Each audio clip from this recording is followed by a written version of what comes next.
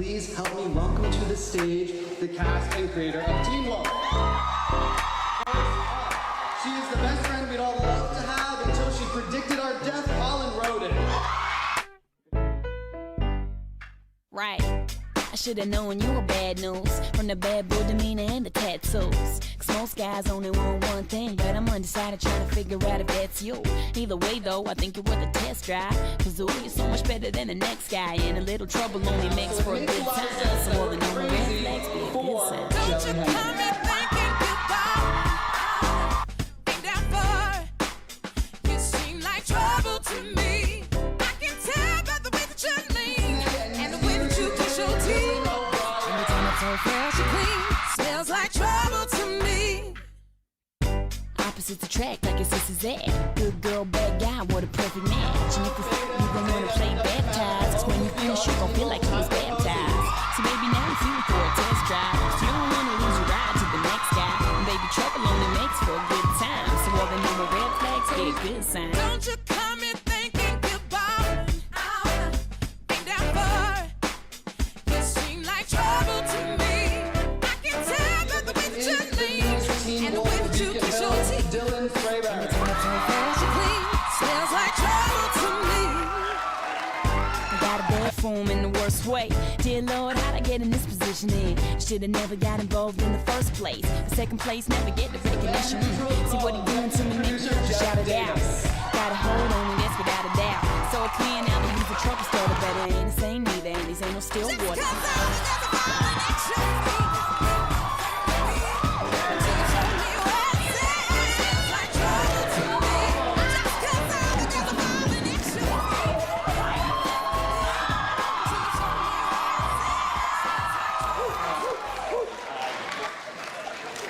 I'm gonna let you handle that, Jessica. Oh, we are? Oh my god. Move one over. Oh, we're at the end. I meant showing. I'm in Dylan's seat. Here, scoot over. Wait, no, we're here. Fine, we're fine. Oh, the bit didn't work. The bit, Jeff, I'm gonna let you handle that situation. I think I broke my toe on that cartwheel. Giant man, John Duff, our extraordinary berserker, and a special shout out to our special effects team who made. Porn! John Duff. Do a kickflip. I don't have a skateboard. I think this just goes to show what an incredible special effects department that Teen Wolf has. I think we should give it up for that. Wait, should we move over so that we're in the right place? Yeah. There we go. Jeez. Sorry guys, this is our first time at Comic Con. I don't know what we're doing. All right, so Wow, look at everybody. Oh my god.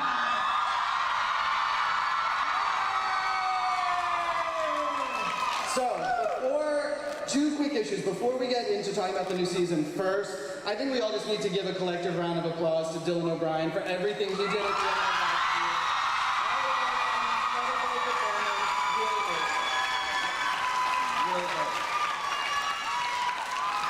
year. And secondly, Mr. Davis, I believe you have something you would like to talk about.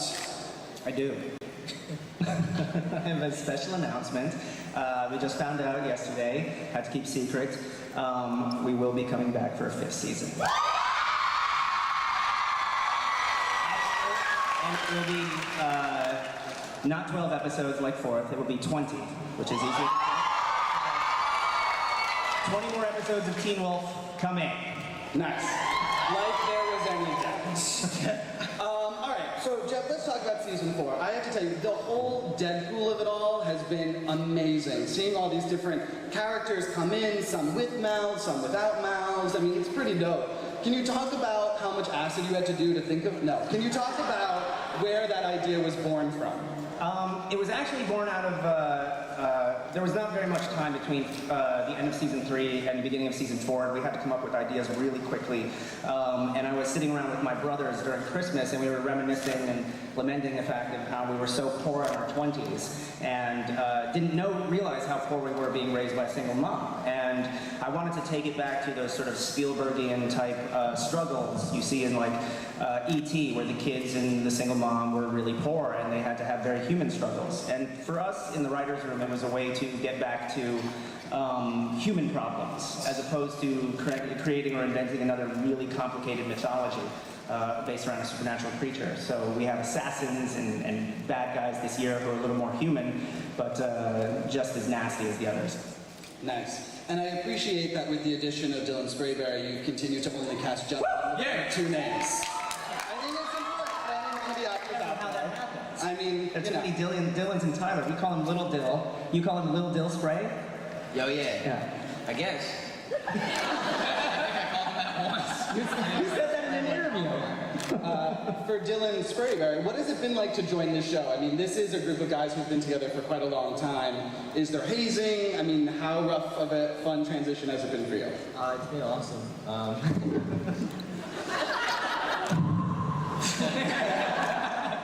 It's been awesome. I mean, these guys, that's really echoey. These guys are great. They're like my brothers now, and we've been working for like a half a year, and it feels like we've been working together forever. It's awesome. He's like the greatest kid alive, too. He's only 16. Just turned 16. For Posey and O'Brien, I mean, does it, on the show, Styles and Scott kind of take him under their wing? Has that been sort of replicated on set as well? Yes. I mean, It definitely has. I mean, but we don't. I mean, I feel like he's taken us under his wing too. We just fit well together. You know, it's not like I feel like I'm older than him and we're trying to show him the ropes. It's just we're just hanging out. We're having fun, you know, and it's a great time. It was perfect. You were perfect. I love you.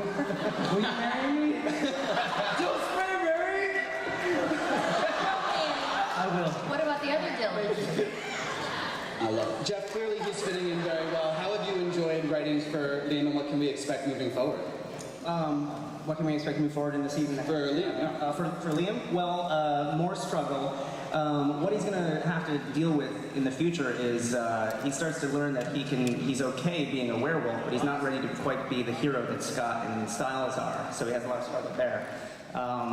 He gave an interview actually a little while ago where he had the best quote, and somebody asked him, was it scary to be suddenly working with all adult actors? And Dylan said, no, because they all act my age. Very nice. Is there anything else you wanted to add? Yes, and by the way, for season 5, Dylan is now a series regular.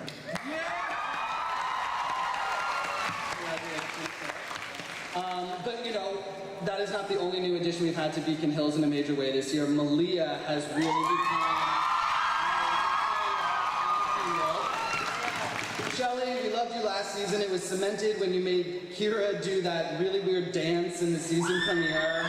For the record, just is that really Arden dancing, or is she just an amazing fake bad dancer? Both. She's a great dancer. It was, yeah. But, well, you know, it's interesting It's because... really hard to mess that up. I was dancing in a club.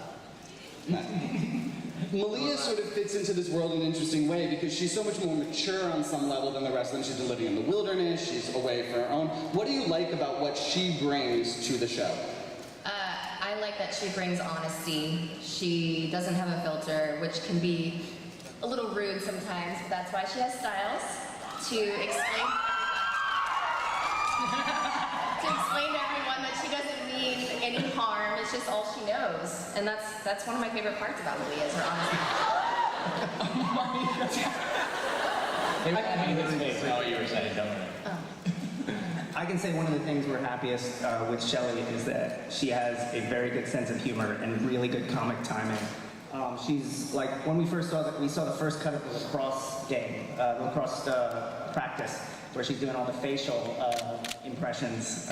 We knew she'd be really funny, and we're happy to be able to write humor for her and Styles. Thank you. What is the deal with Styles and Leah at this point?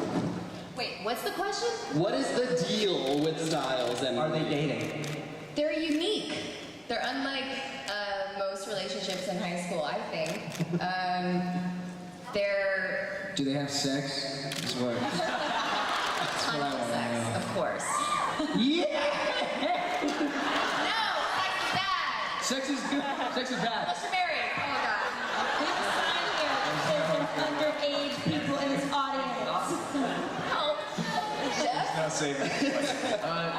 Jeff, what do you think of this question?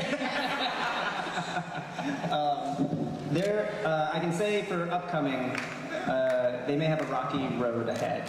So it's gonna get difficult for Malia and Styles, especially as a certain secret about her parentage comes out. Ooh. Who knows what that secret is? Yeah, Well, that's not the only secret being kept at the moment. I mean, Hoechlin, I feel like Derek has a huge secret that he's keeping from everyone, which we found out in last week's episode. Yeah. What was your reaction when you found out your character was slowly losing all of his powers? For me, it was actually really exciting. It was kind of an opportunity to, I think anytime you come across something with your character that you can personally relate to in like a very real kind of way is always really exciting. So for me, Derek becoming more human was much the same as I went through when I stopped playing baseball, because that was such a huge identity thing for me as a kid growing up, that when I stopped, I kind of had this weird, moment where you go, well, who am I without that? So for Derek to be losing his powers as a werewolf, he's gonna have to figure out who he is when he's not a werewolf. So it's becoming a human and moving on and finding your identity and who you are and what you stand for and the actions you take, as opposed to just a label that you might have. So. There was the scene where Derek said to Scott, "You're really good at this," after he watched him sort of talk Liam down. I thought that was such a great scene, and it was like a passing of the torch in a really interesting way. It was funny because when you were asking Posey and Dylan about how they are with Sprayberry on set, like being the older brothers kind of thing, it's been really weird to watch because Posey and Dylan are now the same age that I was when we started the show. And Isn't that crazy? Sprayberry's a little bit younger than they were, but still, it's kind of when we shot that scene, it was one of those weird moments of life. I can't see the far end of the table. What's going on?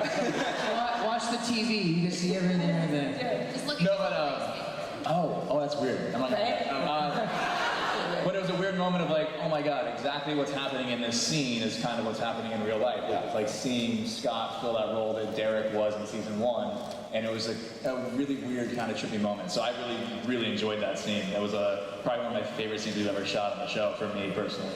Nice. Holland, I would imagine, given everything Lydia's gotten to do this season, really in finding and embracing her banshiness, there's probably a lot of things that could stick out as sort of favorite things that you've gotten to do this year. Favorite things I've got to Did Holland fart just now? That was a mouth fart. She's finally like the others. Yeah. I finally have some romantic freedom. Yeah. I get to be the independent woman, the year of Beyonce. Yeah. So Lydia's discovered that album, and I would say I think it's been incredible to know, and there is more to come about Lydia's history and why she's a banshee. And now that she has all this newfound power, it's just based on the fact, can she help anybody with it? And so Lydia has to be like the best at everything, including helping people. And so somehow that's supposed to be an altruistic quality in that sense. And so she wants to help people. That's basically her MO this season, and hopefully with her power she'll be able to do so. Awesome. Jeff, Hell yeah. she was talking about, we're learning more about her family. What can you sort of say about the banshiness of it all? You're going to learn a lot more. One of the things we've really enjoyed about crafting this arc for Holland and Lydia is that we can do it slowly. We can do it over seasons and seasons, and it's a struggle for her to master her powers, and we're going to see in the next episode, especially next 2 episodes, how she struggles with that. And there's a great scene in what we call the study in the lake house, where we're going to learn a lot about the Martin family past, and actually more about in the future. There's little I can say. Well, since you're talking about the next 2 episodes, why don't we just take a look at what's coming up for the rest of the season? After that last shot, I should probably leave. Well, I don't even know where to start now. Jeff, how many of these people on this panel are being killed off in the back half of the season? I feel like there was no one left unbloodied, unbruised, and semi-unconscious. That sounds about right. What can you sort of talk about what's coming up in the next stretch? A lot of decision making, a lot of character arcs coming to a finish, I could say. You saw Peter Hale at the end of that trailer, and one of the last line he says is, "It was my bite that changed your life. It's my bite that can end it." So you're going to be seeing the fruition of Peter Hale's plan and what he intends with Scott. That was the first time we've seen him as a wolf other than the alpha, right? Yeah. It was a big CGI monster before. Yes, he was. Ian has never worn the werewolf makeup before other than that moment. He was just a CGI monster. Does anybody care? Is that interesting to anybody? We care. Okay, thank you. Dylan Sprayberry, can you talk? I mean, we saw you jumping through the air, full wolfed out. Can you talk about what that was like doing for, I would imagine, the first time, unless you just do that in your downtime too? It was really fun, especially getting to do some of my own stunts. I mean, obviously they have people that are better at that than I am, but I get to do some of it like that. That was a pretty impressive jump. It was fun. You were jumping, dude. I was jumping. Yeah. This is a white man can't jump. And Hoechlin, based on that trailer, I would assume you don't put any shirts on for the rest of the season. I think I got lucky in 3A and 3B, and then it caught up with me. Yeah, there was quite a bit of that, right? That's the first time I've seen that trailer. I was unaware. Put your pinky rings up to the moon. Girls, what y'all trying to do? 24 karat magic in the air. Head to toe, so clear. Pop, pop, it's showtime. Showtime. Guess who's back again? They don't know. I bet they know as soon as I walk in. Got Cuban links, designer mix, Inglewood's finest shoes. Don't look too hard, might hurt yourself. Known to give the color red the blue. I'm a dangerous man with some money in my pocket, keep up. So many pretty girls around me and they're waking up the rocket, keep up. Why you mad? Fix your face. Ain't my fault they all be jocking, keep up. Players only. Put your pinky rings up to the moon.